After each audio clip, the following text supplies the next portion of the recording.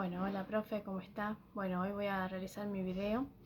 Bueno, a partir de las clases que estuvimos abordando durante todo el periodo 2021, estuvimos analizando con la profesora y viendo y estudiando, analizando cómo es la historia de la educación. Para poder analizar la historia de la educación, lo importante que tenemos que focalizarnos es sobre distintos tipos de enfoques. Uno es la hegemonización y alternativas, que es donde su punto de vista se puede abordar diferentes temas, y las alternativas es haciendo diferencia al proyecto estatal.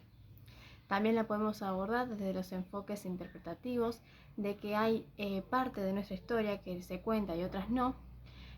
También la podemos analizar desde, desde el enfoque sobre la perspectiva global y local de cómo esos métodos de enseñanza eh, influyeron tanto el exterior como el interior, y podemos verlo también a partir del enfoque de los archivos, en cómo el historiador tiene su visión con respecto a los distintos tipos de periodos.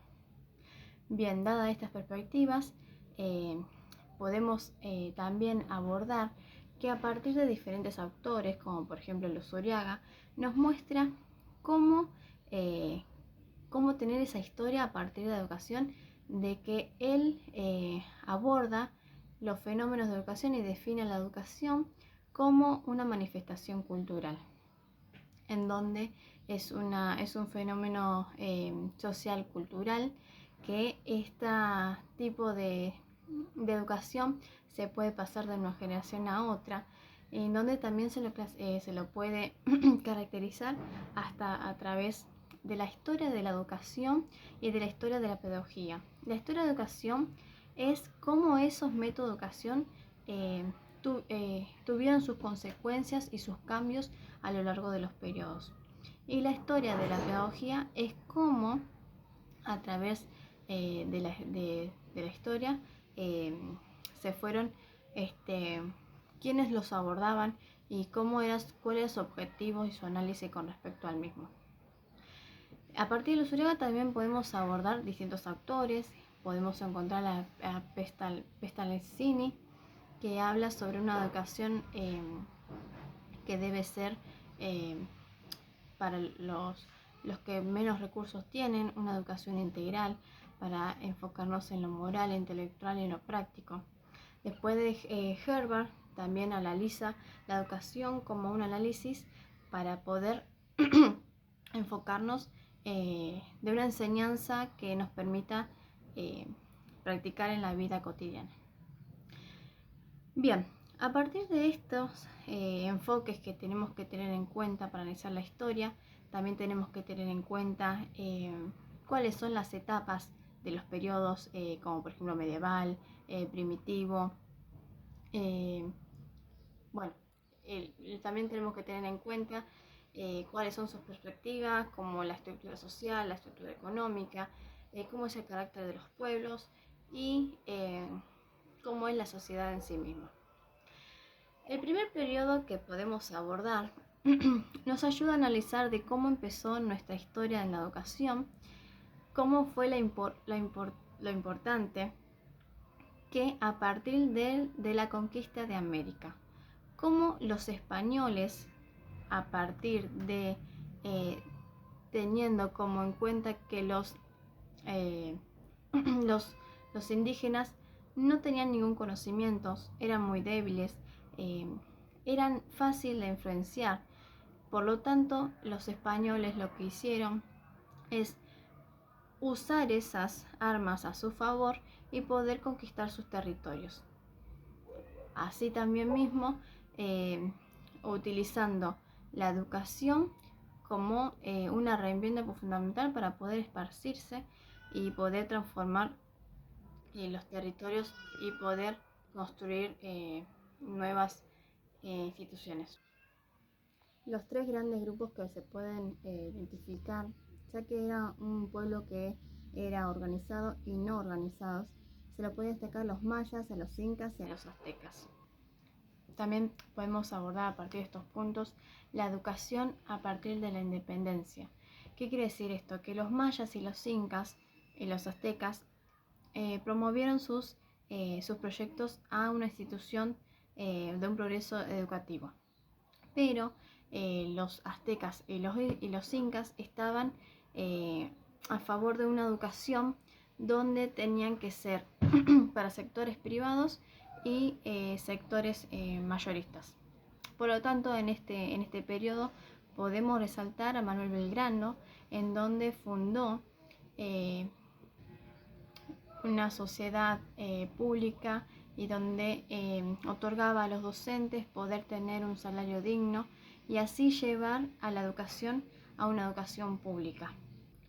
Por lo tanto, en este periodo podemos abarcar que los caudillos y los radicales pudieron ayudar a ese sistema educativo.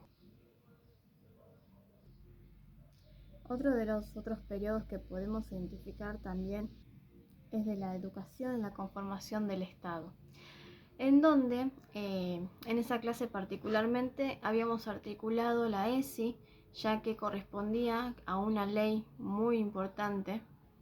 En este periodo se podía caracterizar de cómo en la presidencia de Avellaneda se dieron distintos tipos de leyes en donde nos ayudó a nosotras hoy misma para poder utilizarlas y ser partícipe de la misma. Estas leyes, una de las leyes que se da es la educación obligatoria, común, laica y gratuita. En el año 1905 también se da la ley de Laínez. En el periodo de 1884, el Congreso reafirmó y aprobó la ley 1420.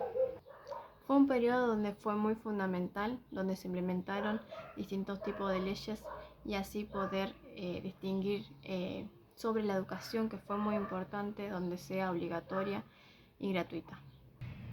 Otro de los periodos que podemos desembocar, que fue muy importante también a nivel nacional, fue el periodo donde nosotros nos destacamos en dos presidencias de Perón, que se da a partir del golpe militar del 43.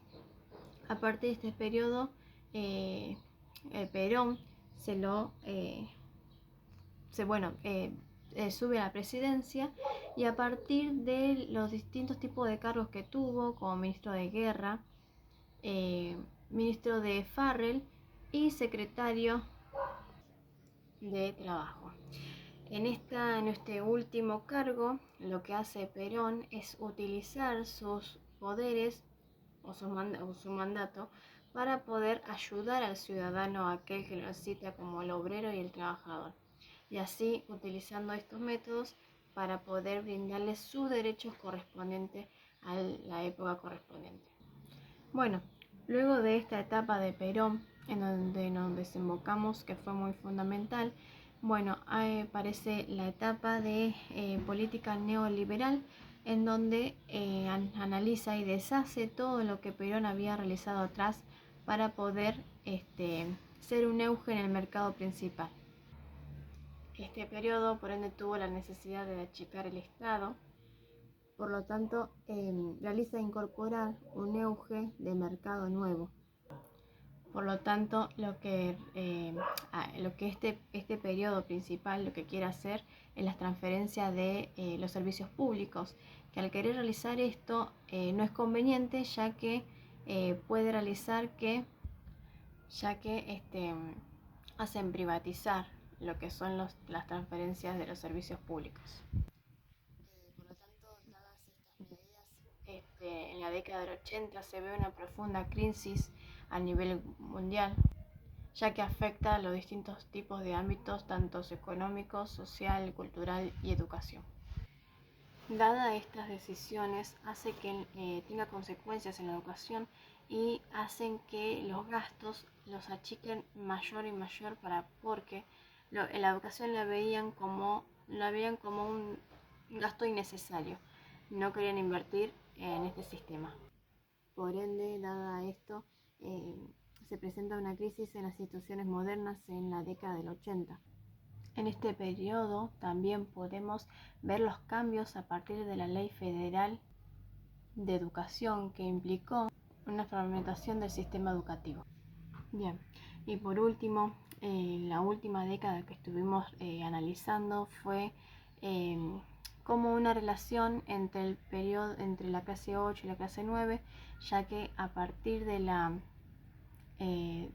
del político oligárquico, perdón, neoliberal, se realizan nuevos cambios, ya que a partir del peronismo y a través de lo que hoy en día actualmente estamos analizando, que a partir de todas las leyes que se transformaron desde un tiempo atrás a hoy, las podemos disfrutar, y que en esta época donde tuvimos la pandemia o cuarentena pudimos poder analizar y enfocarnos en los distintos tipos de consecuencias, eh, y ver qué tipo de análisis nos deja esta pandemia. Cómo a partir de la época anterior de la política neoliberal, a partir de la presidencia de Néstor Kirchner y su compañera Cristina Fernández de Kirchner, su anhelo era poner a los ciudadanos en la punta de la pirámide para que puedan tener sus derechos y eh, sus obligaciones como y sus derechos como la educación, el trabajo, el aguinaldo, las vacaciones, como a partir de esa crisis de los años 90 la Argentina fue levantándose de a poco a partir de las decisiones bien tomadas por ese periodo.